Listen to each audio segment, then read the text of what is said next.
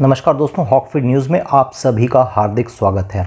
ये खबर विशेषकर उन लोगों के लिए हैं जो ब्लैक फंगस को लेकर बेहद असमंजस में हैं, डरे हुए हैं और समझ नहीं पा रहे हैं कि आखिर करना क्या है।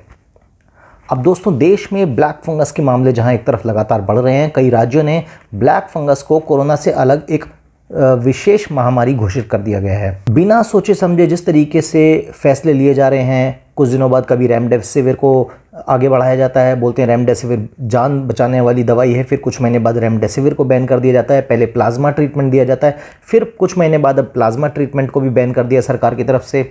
तो समझते हैं एक महामारी में इस तरीके की हरकतें होती हैं।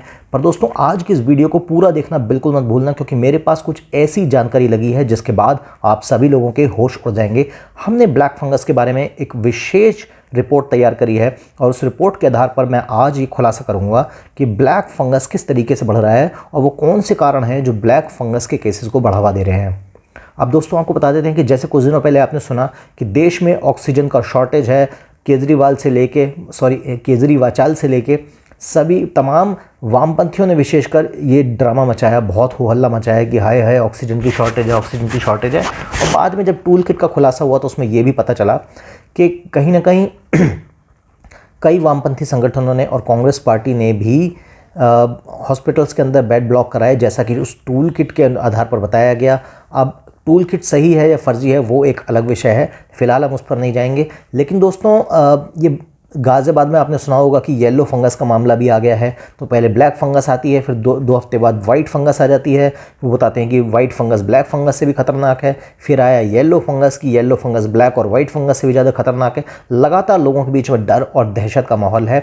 इस बीच इस रिपोर्ट से मैं आपको कुछ बातें बताऊँगा कि कुछ ऐसी दवाइयाँ हैं जो देश के तमाम लोग ले रहे हैं, लेकिन उन्हें इनके साइड इफ़ेक्ट्स नहीं मालूम है। अब आपको बता देते हैं कि अभी तक ये कहा जा रहा था ये बीमारी उन लोगों में ज़्यादा सामने आ रही है जिन्हें डायबिटीज़ है और साथ ही उन्होंने लंबे समय तक स्टेरॉइड्स लिया है।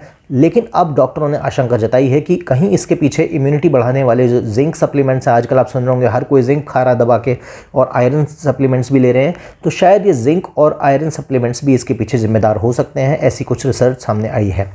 अब ब्लैक फंगस फैलाने में इम्यूनिटी बूस्टर्स का कितना हाथ है, इस पर बांद्रा स्थित लीलावती अस्पताल के सीनियर एंडोक्राइनोलॉजिस्ट शशांक जोशी शोध पत्र यानी कि एक रिसर्च पेपर तैयार कर रहे हैं। टाइम्स ऑफ इंडिया की वेबसाइट में प्रकाशित रिपोर्ट के मुताबिक उनका ये कहना है कि इस बीमारी के पीछे प्राथमिक कारण तो स्टेरॉइड्स का बेजा यूज़ और डायबिटीज़ ही है, लेकिन बीते 2 दिनों में मेडिकल कम्युनिटी में भारतीयों द्वारा जिंक सप्लीमेंट और आयरन टैबलेट्स के खासे इस्तेमाल पर जमकर चर्चा हो रही है। अब दोस्तों, ऐसे में जिंक और फंगस के संबंध को लेकर हालांकि कई सालों से रिसर्च होते रहे हैं, जिसमें सामने आया है कि जिंक के बिना फंगस जिंदा नहीं रह सकते हैं। यहाँ तक कि वे फंगस को बढ़ावा देने के लिए जिम्मेदार भी हैं। चूंकि पिछले साल हुई महामारी के शुरुआत के बाद से ही भारतीय लोग जमकर जिंक खा रहे हैं, ऐसे में पुराने शोध का हवाला देते हुए डॉक्टरों ने इस मसले पर रिसर्च करने की ज़रूरत जताई है। डॉक्टरों ने भारतीय आयुर्विज्ञान अनुसंधान परिषद यानी कि ICMR से माइकोसिस के आउटब्रेक के कारणों का अध्ययन करवाने का आग्रह किया है, जो कि एक गंभीर फंगल इन्फेक्शन है। यह संक्रमण म्यूकोर माइकोसाइट्स मॉडल्स के कारण हो रहा है। म्यूकोर के बढ़ते मामले हैं, दुनिया भर में सबसे ज़्यादा मामले भारत में ही पाए जा रहे हैं। कोरोना प्रकोप होने से पहले भी भारत में आपको बता दूं कि दुनिया भर से करीब जो 70 गुना केस थे वो भारत में थे। इसके पीछे खराब हाइजीन भी जिम्मेदार है। लेकिन पिछले करीब 1.5 महीने में यहाँ 8000 केस आने से हड़कंप मचा हुआ है, क्योंकि ये संक्रमण बेहद खतरनाक है।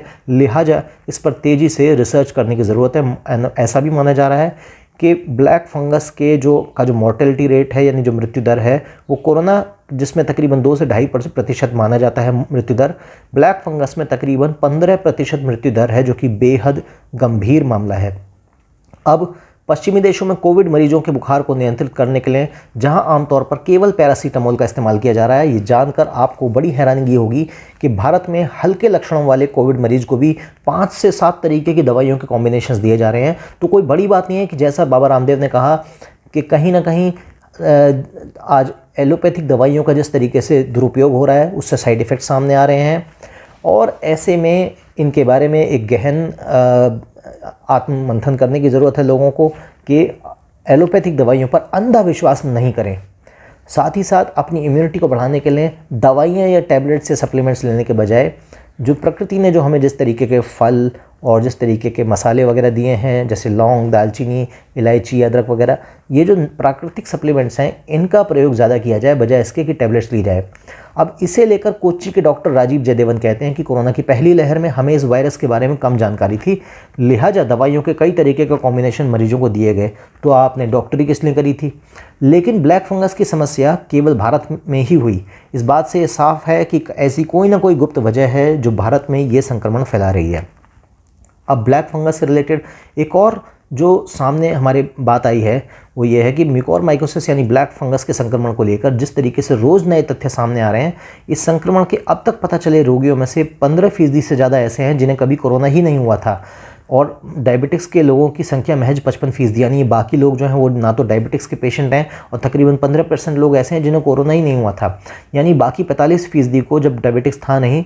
तो ऐसे में केंद्रीय स्वास्थ्य मंत्री डॉक्टर हर्षवर्धन ने मंत्री समूह की बैठक में ये जानकारी दी। उन्होंने बताया कि 18 राज्यों में अब तक ब्लैक फंगस के 5400 से भी ज़्यादा मामले आए हैं। ऐसे में 4500 से ज़्यादा मामले ऐसे हैं जिनमें लोगों को पहले कोरोना संक्रमण हुआ था, बाकी मामलों में कोरोना नहीं हुआ था। अब ऐसे 868 मामले बनते हैं, यानी इन आंकड़ों से ये बात साफ है कि जिन लोगों को कोरोना नहीं हुआ था उनमें भी ब्लैक फंगस का संक्रमण हुआ है। उन्होंने ये भी बताया कि ब्लैक फंगस की चपेट में आने वाले 55% रोगी मधुमेह से भी ग्रस्त थे। हालांकि मधुमेह भारत के अंदर एक बेहद कॉमन बीमारी है और देखा जाए तो ये अपने आप में एक डायबिटिक्स अपने आप में इतनी बड़ी पैंडेमिक है जिसके कारण हर साल मैंने जब रिसर्च करी तो मैंने इंटरनेट पर मुझे पता लगा कि 10 लाख से भी ज़्यादा लोग भारत में ऑन रिकॉर्ड हर साल डायबिटीज़ से मर जाते हैं। और जिन लोगों का नाम लिस्ट आंकड़ों में दर्ज नहीं हो पाता है या जिन लोगों का प्रॉपर मेडिकल ट्रीटमेंट नहीं होता है, ऐसे कितने लोग हैं, लाखों लोग जो डायबिटीज़ से मर जाते होंगे। तो देखा जाए तो कोरोना से भी बड़ी महामारी अपने आप में डायबिटिक्स है। ऐसे समय में अपने आप को एक नेचुरल तरीके से हेल्दी रखना बेहद ज़रूरी है। अब चाहे ब्लैक हो, येलो हो या वाइट फंगस हो, अलग अलग रंग की फंगस आ रही हैं। कुछ लोग तो ऑरेंज को भी फंगस बता रहे हैं। अमानतुल्लाह खान की बात करें, खैर अमानतुल्लाह खान अपने आप में किस तरीके की ग्रीन फंगस हैं ये बात किसी से छुपी नहीं है। अब दोस्तों यहाँ एक बड़ी बात जो सामने आती है कि ब्लैक फंगस के जो मामले हैं इसमें कहीं ना कहीं ये बात तो तय है कि दवाइयों का जो दुरुपयोग है, हमारे देश के जो डॉक्टर्स हैं, कोरोना वॉरियर्स हैं, लगातार अपनी ड्यूटी में लगे हुए, अपनी जान पर खेलकर भी इस महामारी में आपकी जान बचाने का प्रयास कर रहे हैं, लगे हुए हैं। लेकिन कहीं ना कहीं दवाइयों का जो दुरुपयोग है, एलोपैथिक दवाइयों का, वो दुरुपयोग भी इस तरीके के फंगल इन्फेक्शन के पीछे कहीं ना कहीं सीधे तौर से ज़िम्मेदार है। अब दोस्तों प्रश्न बड़ा जो बनता है वो ये है कि क्या ब्लैक फंगस को केवल महामारी घोषित कर देने से ब्लैक फंगस के मुद्दे ठीक हो जाएंगे, या फिर कहीं ना कहीं एक होलिस्टिक अप्रोच हमारे देश को अपनानी पड़ेगी। शायद अपनी पुरानी सभ्यता के अंदर जो हमारे जो आयुर्वेद के अंदर चीज़ें दी हैं, शायद उनका भी जो सपोर्ट है मेरे ख्याल से एलोपैथिक और आयुर्वेदिक का कॉम्बिनेशन बनाकर जिस तरीके से चलना चाहिए, तो एक राशनल, एक बुद्धिजीवी वाली अप्रोच यहाँ पर बनानी पड़ेगी, बजाय इसके कि आयुर्वेद और एलोपैथी आपस में लड़े। तो ये दोस्तों इसके ऊपर मेरी रिपोर्ट है। अगर आपको भी ये रिपोर्ट पसंद आई हो तो हमारे चैनल को सब्सक्राइब करें, बेल आइकन दबाएं और हर खबर पाते रहें। अभी के लिए इतना ही। जय हिंद, जय भारत, नमस्कार।